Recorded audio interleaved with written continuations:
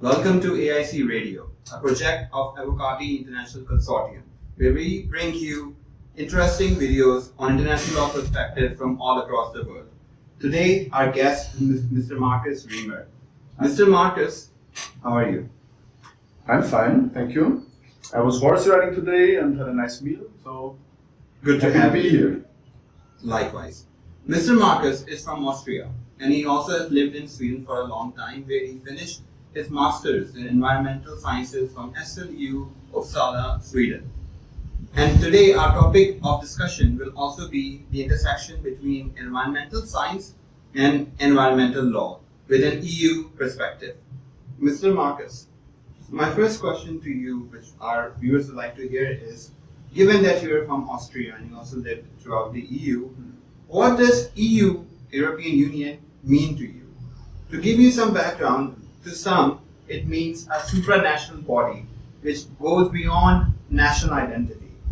To others, it means too much over-regulation, over-interference, especially in environmental laws, where national laws, such as of Austria, may take a backseat. So, which camp are you on? Is it supranational, or is it has the European Union done a good job in regulation?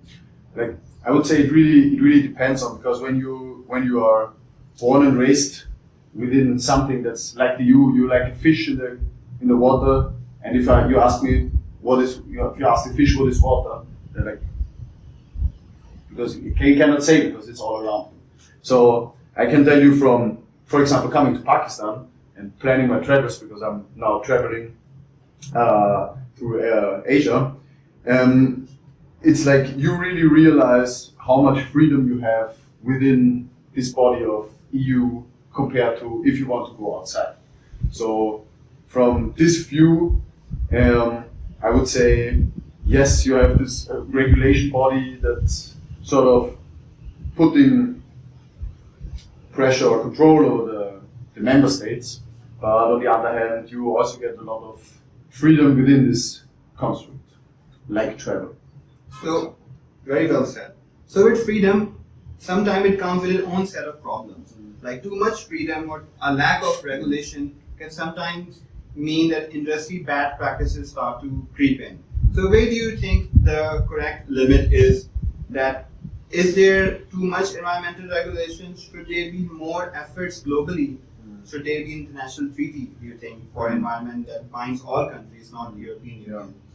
That's a very interesting thing, because I think the climate crisis, for example, or in general global warming, and you know it because you have, for example, increasing floods here in Pakistan. That's the direct cause of something like climate change.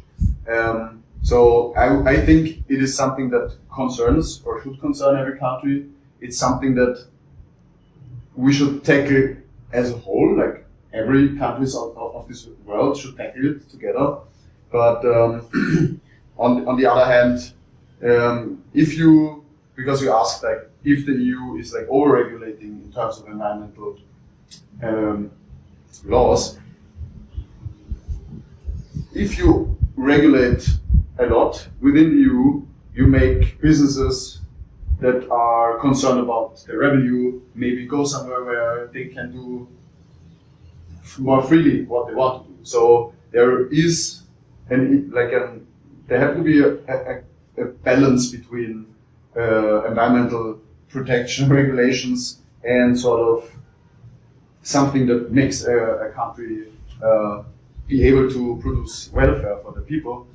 And I think in general the EU is like really good in protecting the environment, and it should be something that should be tackled more on a global level, because otherwise the industry will always be against it and try to sort of move around the environmental laws that the EU poses.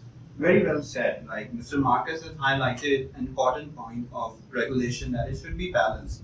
Too strict or too under regulation can have its own set of problems. But since you say that EU has a good model which can be replicated globally, what do you think of scandals in 2014-16 of Volkswagen Group, where it was found that they were cheating on emission values in their diesel cars? So we do not expect such scandals, so to say, from European regulators, do you think is it a consequence of over-regulation that manufacturers are now having to cheat rather than to comply? I mean, like having to is always like it's always like relative. I mean, they probably did not need to do that, but on the other hand, sort of if you with more and more regulations, if people are not used to get regulated that much with more and more regulations, you have to think of how you can make your engines more effective. And I think they just tried the easy way to get the easy way out.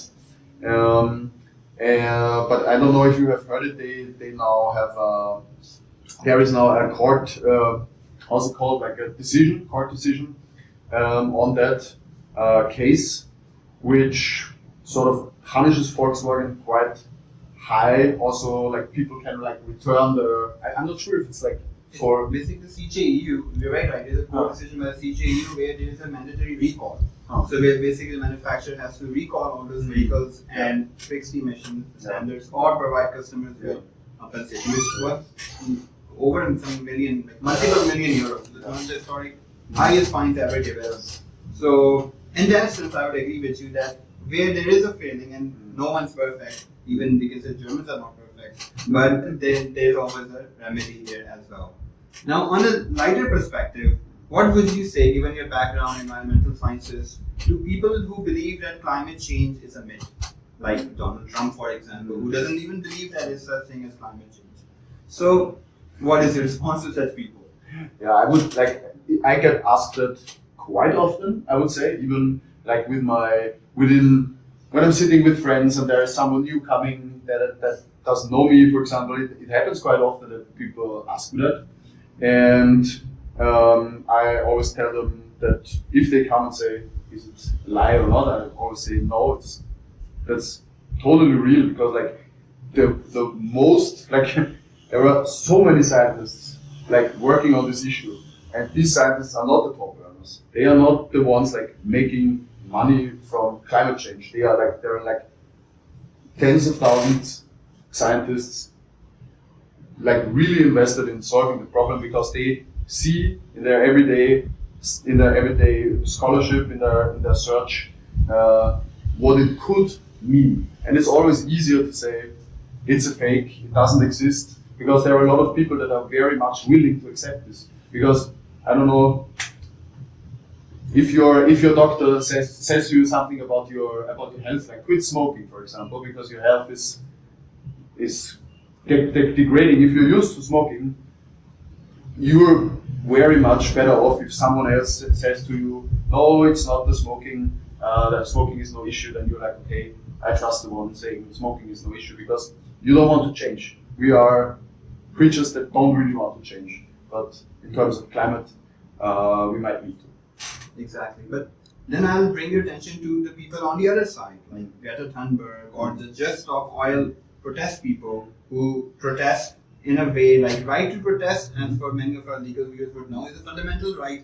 Everyone has a right to protest. But when you start blocking roads and doing sit-ins on highways and ruining other people's day, do you think that is the correct way to protest against climate change? I think the correct way. It's also a very good question. It really depends on whom you ask. I think there is the need to wake people up to that there are people like they do crazy things like gluing themselves on the street. Like, I mean, are you crazy gluing yourself on the street? Yeah, like I wouldn't do that, but people are doing it. So it should, I think, make people think that there is a sense of urgency, which is. On the other hand, I think for example, institutions like Greenpeace, they have been very much effective in what they do, and they are as big as they are because they did the action exactly where it was needed. Like, for example, they were driving with their boats and blocking ships from catching whales, which is like, if they want to protect whales, this is the way you do it. If you want to protect the climate, gluing yourself in the street is not the solution, but the climate problem is a very big and complex problem. So you cannot, there is not ship, harpoon, whale, and you just go in the middle. You cannot, doesn't exist for climate change. It's a multitude of things, and that's why it's also very easy for someone like Trump to say it doesn't exist, because there is no one link that proves it.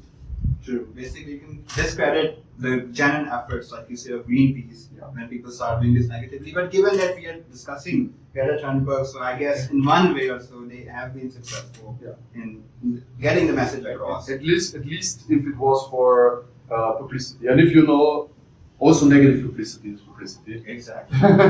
So my last question to you now would be that now that you've come to Pakistan and you're visiting here, what is one environmental suggestion that you would like to give the authorities here that you might have noticed?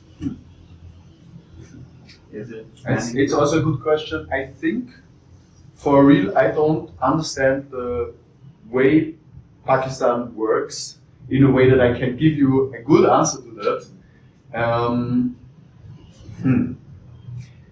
I mean, what I think what might be the most important thing would be to teach young people from the school level on what the environment is, how it works, how it is with the greenhouse gases, how that functions, and you cannot. It's very hard to just tell people how they should behave or whatever. And also, we should not forget like that Pakistan is a country that moves forward, that tries to develop, that tries to fight poverty that has challenges like far from what we in Austria, for example, have. Like there are also very much things that are urgent to do in Pakistan other than protecting the climate. I think Mr. Marcus makes a very important point that any regulation has to take into account the society as well. We call it socio-legal change. So change cannot come just by imposing regulation unless it brings all the stakeholders and society on board as well. Thank you, Mr. Marcus. It was a great pleasure to have you on board. If you would like to say a couple of sentences for our German and Austrian viewers and your fans back home in your language, please do so about your experience in Pakistan. Okay, like I have not been here for a very long time, but the time I was here, it was like people are super hospitable. It's like it's a crazy country. There are like, if you have a seatbelt, I would say put one on, even though everybody else is telling you not to do because it's not the way it's done here. But and a couple of sentences in German as well, please. Okay, ja. Kann ich machen. Für mich war es eine sehr spannende Erfahrung, da gewesen zu sein und ein paar Worte sagen zu dürfen. Und ja, ich werde wahrscheinlich noch in den Norden von Pakistan reisen und mir die schönen Berge dort anschauen.